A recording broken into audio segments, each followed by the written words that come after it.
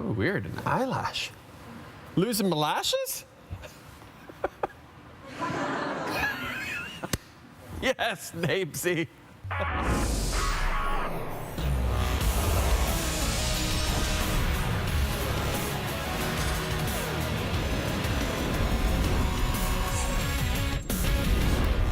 What an exciting start to the week, knowing that Nabesy is working audio tonight, so anything could happen. Any sound could emerge from the audio booth, like right now. Friday night football night. I didn't know that was going to happen. He's got quick fingers. Yeah. Yes, he does. This is Dan. I'm Jay. This is Sports Center with Jay and Dan. Brought to you by Tim Hortons. Dan, Corey Connors. This is so exciting. Listowel, Ontario native. I think I said that right.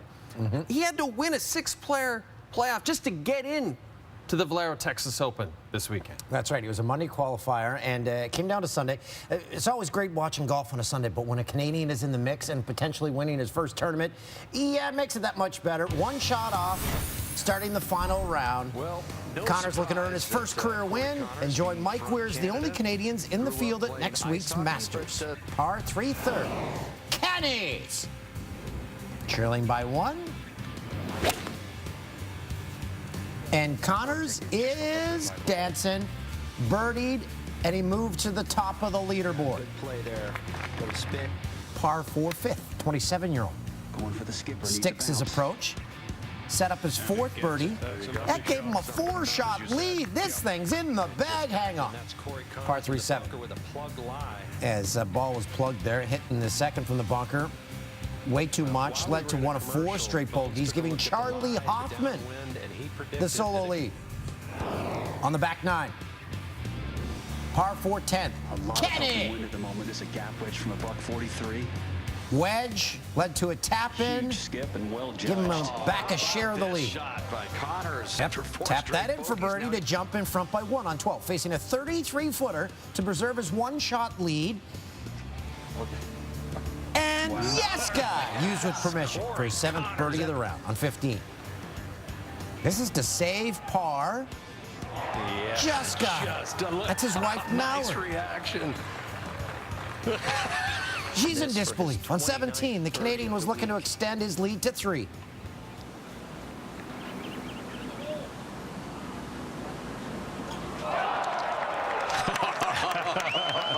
What's happening, right? What is going on here?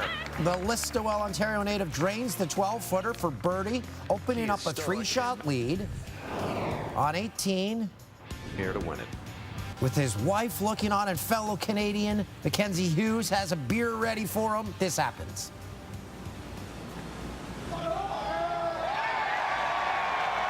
And Corey Connors' day indeed has arrived. He's a winner on the PGA Tour. A life-changing afternoon as Connors punches his ticket to the Masters, earns his tour card, grabs his first career win. He pockets $1.3 million, celebrates by having a beer and a big hug from his wife. Connors just the 5th Monday qualifier to ever win on tour. He was in the 60s all 4 rounds. He only had 1 sub-70 round in his last 9 tour rounds entering Thursday. And he is now projected to move into 13th in the FedEx Cup standings. Yeah, it's gone by pretty quick. I don't think it's sunk in. Yeah, really exciting. It just doesn't seem real. It's pretty amazing. Canadian fans are awesome. I'm sure there's a lot of happy fans back home in Listowel, Ontario, and all across Canada, and it's really exciting. It's funny. We were in the hotel room here this morning, and my wife got the email to check in for our flight home tomorrow morning, and I was like, don't check in for that quite yet. I got different plans. So Amazing stuff and nice boot. The win gets him into a slew of top-notch events, including next week's Masters and next month's PGA Championship. He's exempt through the 2020-21 season, and he had 30 birdies and an eagle this week. The next closest player had 22.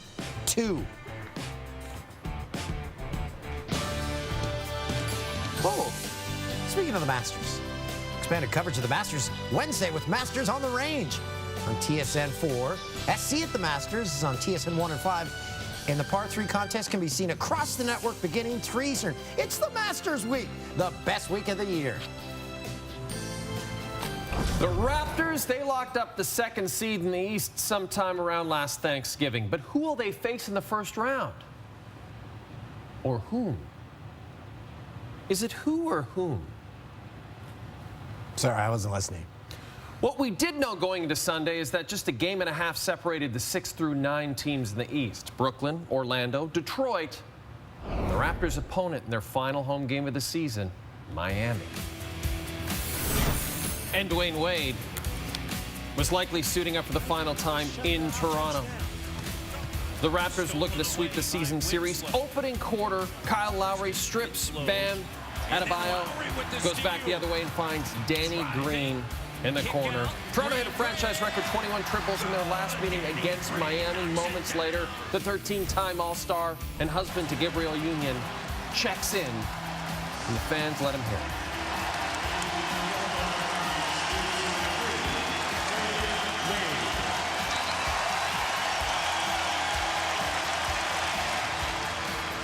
Three-time NBA champs, just a great player. Still in the corner, off the miss. Lowry to Pascal Siakam. Siakam 11 points in the first quarter. Second quarter action. Hey everyone, it's Norm Powell. Lowry swings it, Green dribble drive, feeds Gasol. Powell now attacking to the rim. Oh, playoff Powell! He's back. Move to the fourth. D. Wade. Now a 1-point game. This is vintage Dwayne Wade right here off the glass then. Sizing up Powell. Close on him. Oh, yeah. He'll hit the 3. Miami's up 3. Final minute in regulation, now tied at 103. Wade with a chance to put the Heat on top. It will not fall. Siakam, great D. Other end, Raps turn to Kawhi Leonard. The game is on the line. Gets a good look at it. And it will not fall either. So this one needed overtime. And in the extra frame, under a minute to play, Toronto is up 4 now.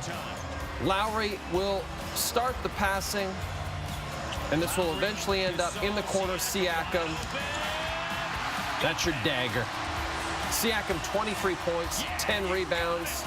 As he continues to make his case for most improved player, and the Raps put a dent in Miami's playoff hope. With the Heat loss, a win would clinch a playoff spot for Brooklyn. Playing the Pacers, first quarter. D'Angelo Russell, lob for Joe Harris. Pacers wearing their Hickory Knights jerseys. Gets the reverse Elliott to drop. Brooklyn, ball movement, Harris. Wide open 3. He had 18 and a half. Second quarter, Corey Joseph. He gets kicked by a teammate in the testicles. He's okay. Stayed in the game. Third quarter, Russell lobs to Jared Allen. Alley-oop slam. Russell had 6 assists.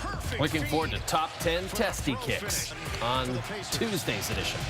Drives, gets the tough layup plus a foul. He had 20 in this one. Nets clinch a playoff berth for the first time since 2015.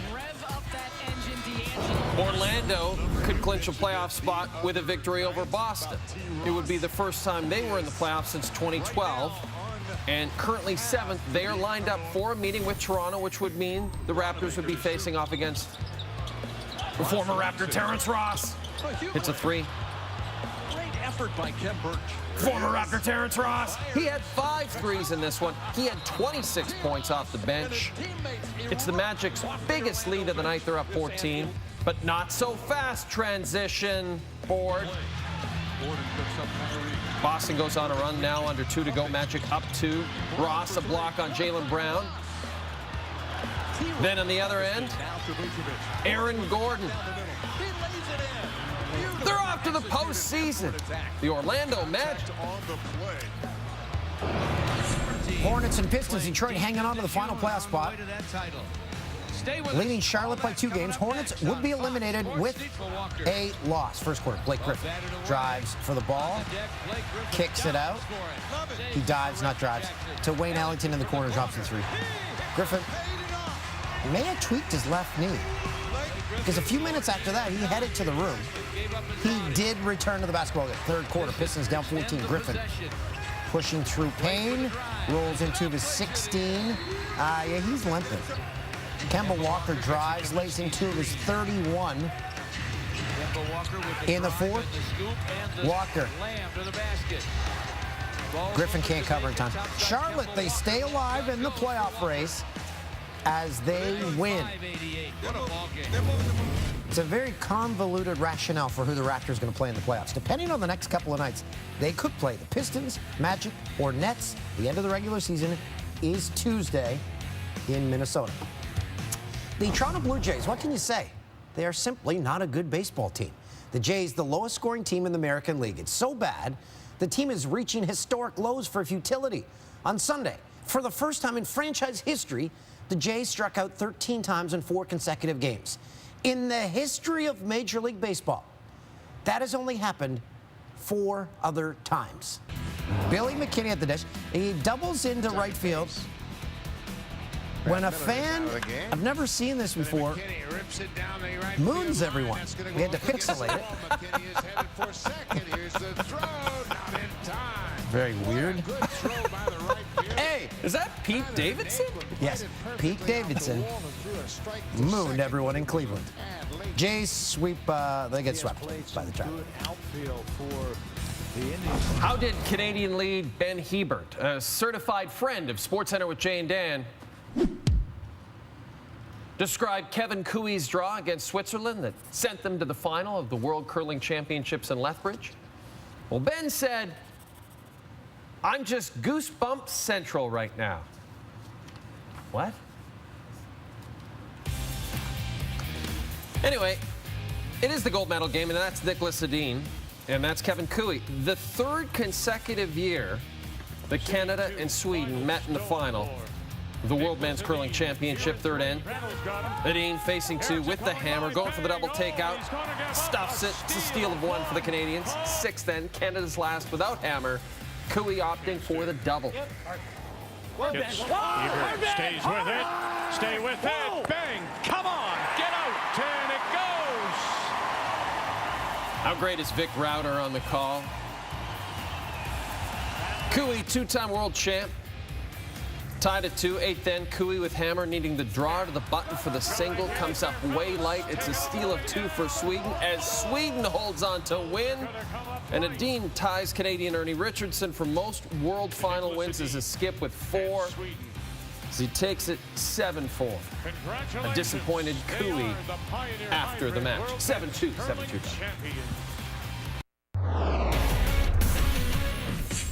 This is a great matchup. Derek Dietrich against Chris Archer. Reds and Pirates faced each other 4 times before. Archer struck him out all 4 times. Top 2, Dietrich, 2-run shot, and look at the reaction. That's a no-no as far as Major League pitchers are concerned. Francisco Cervelli, the Pirates catcher, has a few words for Dietrich as he crosses home. Next at bat, and you knew this was coming, didn't you? You knew this was going to happen.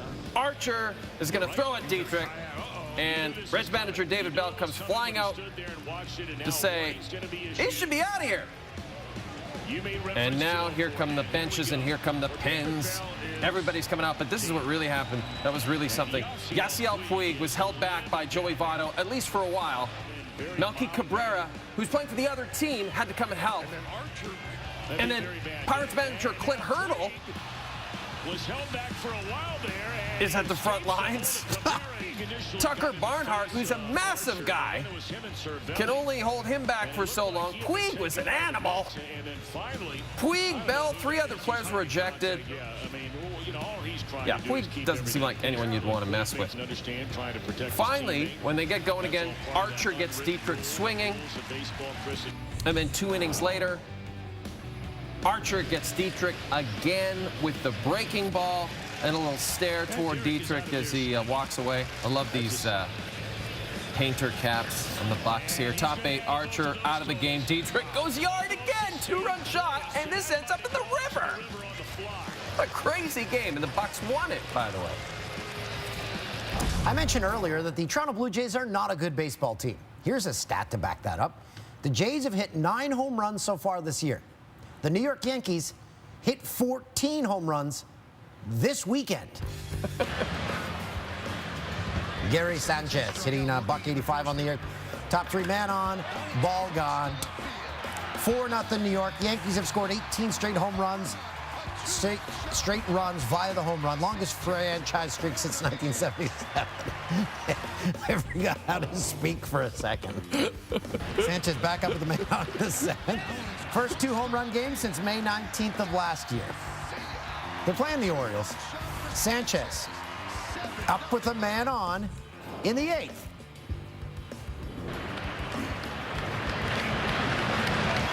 Sanchez with his first career 3 home run game, 6 RBI in the day, game out of reach. Orioles bring in second baseman Hanser Alberto to pitch the ninth. Sanchez comes to the dish looking for a 4th home run and gets under it. Yankees with 7 home runs in this one, their most in a game since 2007 as they put up 15 on the Orioles. I'm glad the mustache groomers of Florida have sponsored the walkover clock because we have an announcement. Yes. We're growing. You might have noticed I haven't shaved because we're going to grow playoff beards. Yeah, we're going to grow playoff beards throughout the NHL playoffs. So I'm pretty sure that's been approved by the executives at TSN. Again, I think we've said it. If we say it on the show, it has to happen. Yeah, it's like if you speak something into the universe, it comes true. So playoff beards. Connor McDavid had an MRI Sunday, and the results were encouraging on his left leg. McDavid was injured Saturday night in Edmonton's season finale against Calgary. McDavid was tripped up by Mark Giordano as he drove to the net, slammed into the post. 2017 MVP doesn't believe it was a dirty play from Giordano, said he appreciated the Flames captain apologizing after the game. Florida has fired head coach Bob Bugner. Panthers failed to make the postseason in both years under the first-time head coach. Florida's already asked the Blackhawks permission to speak to Joel Quenneville, and Darren Dreger's reporting that Quenneville could be announced as the Panthers head coach as early as Monday. Wow. Burger. Look at that burger. The Sabres destroying that. The Sabres fired head coach Phil Housley after 2 seasons. Buffalo finished in the bottom 5 of the league in both years under Housley and still haven't made the playoffs since 2011. And the Kings will not be bringing back interim head coach Willie Desjardins. He took over for John Stevens in November. LA finished with just 31 wins this year. That matched their lowest total for a full season since 06-07. And there are now 8 head coaching vacancies across the NHL. There was talk, Dan, that speaking of Todd McClellan, there's talk that Todd McClellan is the front runner for that LA Kings job, that they might even be in negotiations right now. McClellan. With all the coaching vacancies, there's going to be a lot of head coaching coaches vying for new jobs. So we've decided to throw our hats into the ring in the hopes of landing a sweet head coaching gig. That's right, Dan. We've decided to use our nationally televised, very popular program to pitch ourselves to prospective teams needing a head coach. We have impeccable resumes. I haven't updated mine in a while, so I asked Sarita Patel, who works on our show, if she would update both of our resumes. I haven't seen them yet, so here's what Sarita came up with. Proficient in Microsoft Excel. That's not true, Sarita. Not true. I cannot use a computer. Has an insane amount of Shoppers Optimum points. I don't have any of that. I don't have a Shoppers Optimum card. Former member of the Moffats. That is true. I am one of the Moffats. Whatever. Where are the Moffats now? They're playing Casino Rama. You know, it'd be nice if we could do a Moffat reunion on SportsCenter with Jay and Dan. I am a fun boy. That's my nickname, apparently. And most importantly, I do have the ability to work with difficult people, and we all know who I'm speaking of. My resume, it's just a roll of toilet paper that says sports on it. I look forward to hearing from my potential employers very soon. See, that describes me. I'm brief and to the point. Yeah, absolutely. I like the idea of you just unfurling a roll of toilet paper on the desk of the prospective employer. So let's pick up the phone or contact me on LinkedIn. Call us, GMs. When we come back, plenty of drama at the Women's Final Four. The title game came down to the final seconds. That's next. You're watching SportsCenter with Jay and Dan on TSN.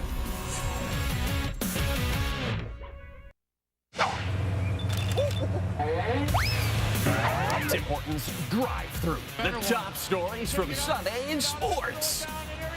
Raptors beat Miami in overtime, 117-109. Raps had 4 players score at least 20, including a season-high 23 from Norman Powell.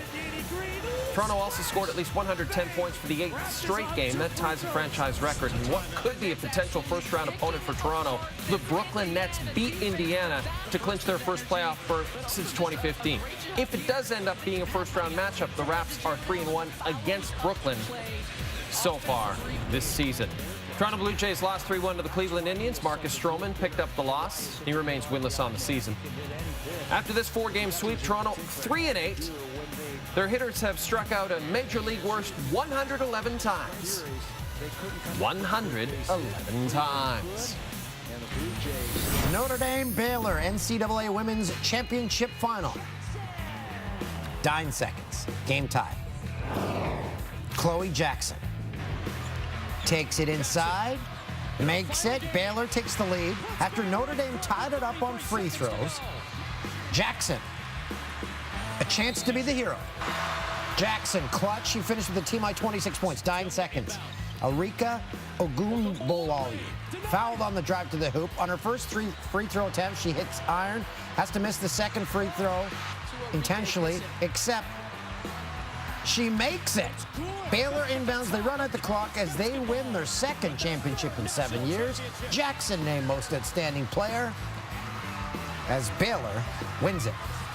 For the Golden State Warriors, Sunday was their final regular season game at the Oracle, the incredibly loud arena in Oakland that will be replaced by the Chase Center in San Francisco, a building that will be much quieter because it will be filled with .com nerds.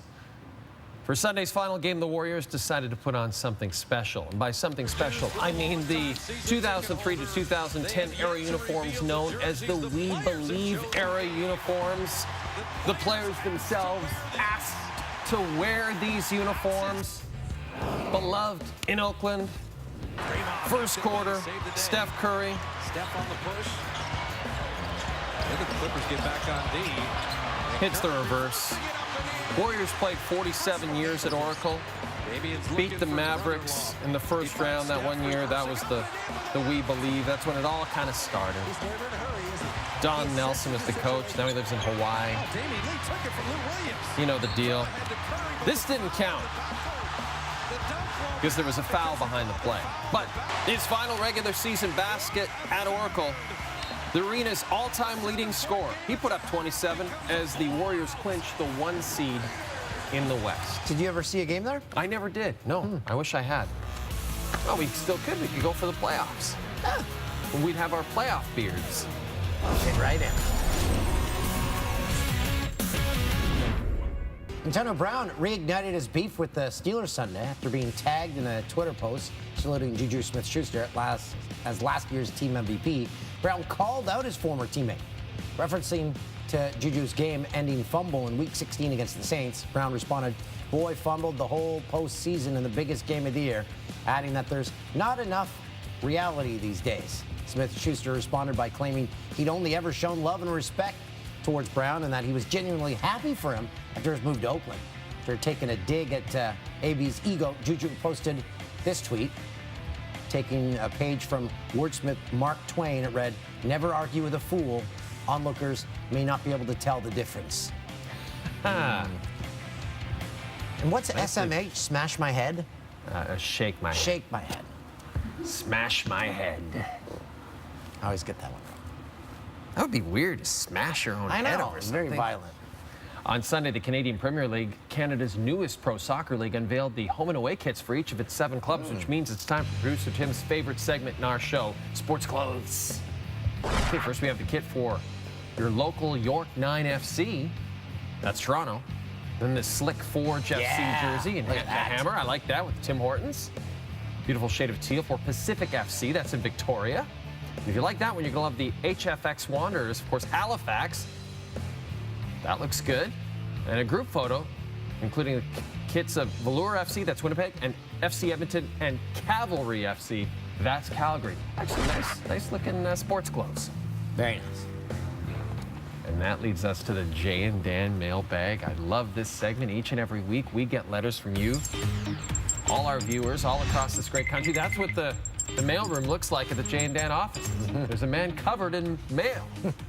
First up, Big Teach asks, who's the most intimidating coach or player you've ever had to interview, and what made them intimidating? Dan.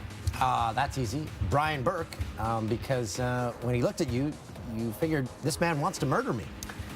But he's proven to be such a supporter of us over I the know, years. but he Such a still wonderful terrifies person. me. Yeah, he does. He's intimidating. But he's intimidating in a way like he's kind of like the dad I want to impress. You know what I mean? Right. I want him to be happy with me. Yeah. For me, it was Greg Popovich. He doesn't want me to do well in life. No, he doesn't. But it really kind of the same thing. You're intimidating asking him a question amongst a group of other reporters. You just don't want to look stupid. And both those guys, they can say so much with just a look. That's true. Like, I give someone a look, they're just like, what are you doing? Yeah, they're like, get out of here, O'Toole. Go smash your head somewhere. CC Longhorn asks, what's the worst purchase you've ever made over $100? Okay, I have it for you right here, Okay. Dan. If we can see it. It's I bought a comedy theater that exclusively showed Yakov Smirnoff shows. It was only Yakov Smirnoff. It was in LA when we were down there, and I took all that Fox money. And anyway, long story short, Fox money's gone. I bought a typewriter, and that's it. It does not work. It's kind of cool, though. It's probably worth something. Yeah, but it's useless right now.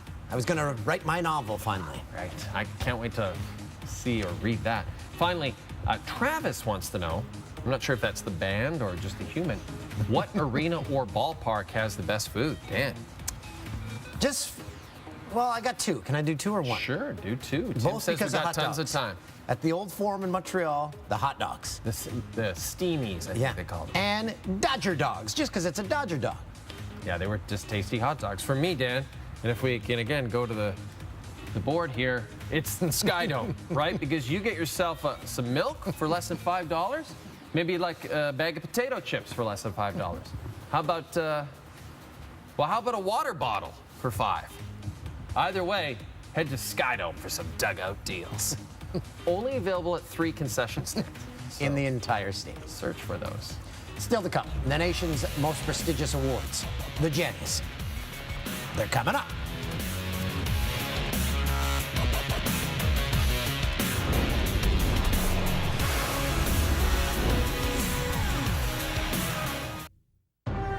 It's Jenny time! Women's World Championships, France and Sweden. French goalie Caroline Baldwin makes the save, then gets a stick on the rebound. That's classic Baldwin. Baldwin a French name? Or?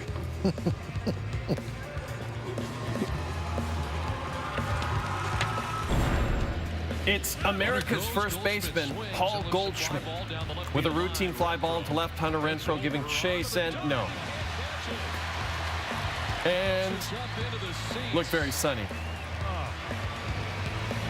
Look very sunny in San Diego. Are they in San Diego? St. Louis.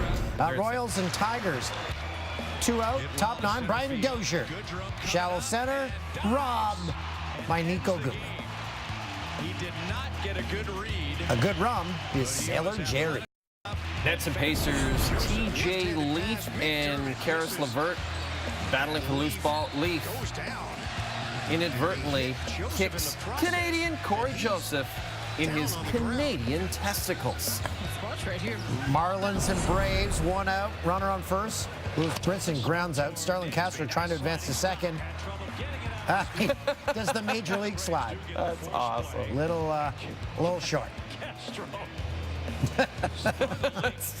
That is great. Spurs and Cavs. Channing Frye set to retire after 13 NBA seasons. Kevin Love checks into the game wearing Frye's college jersey. Yes, that's Kevin Love. He's a funny guy. That's a well-done move by Kevin Love. Thunder T-Wolves. Look at those shoes. Asta's right shoe. Huh. A lot of shoes falling off this season. I think we got a shoe problem. You know, I face many Yeah, hardships. more Velcro is needed, I think. Do they make Velcro in adult shoes? Sure. I don't know. I'm not buying them. Okay. Guess what we got coming up? What's that, Dan? Highlight of the night. I gotta say, this has been a really fun show. Yes. I hope you guys have enjoyed it as much as we've enjoyed hosting it.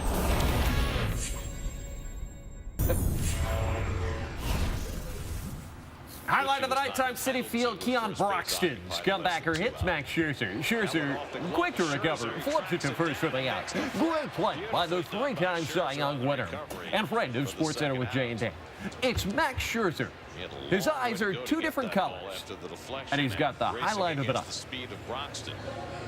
Well, this is our popular segment where we point out all the different mistakes that we made on the show. Okay. I said that I was looking forward to the top 10 testicle kicks in Tuesday's edition of SportsCenter with Jay and Dan.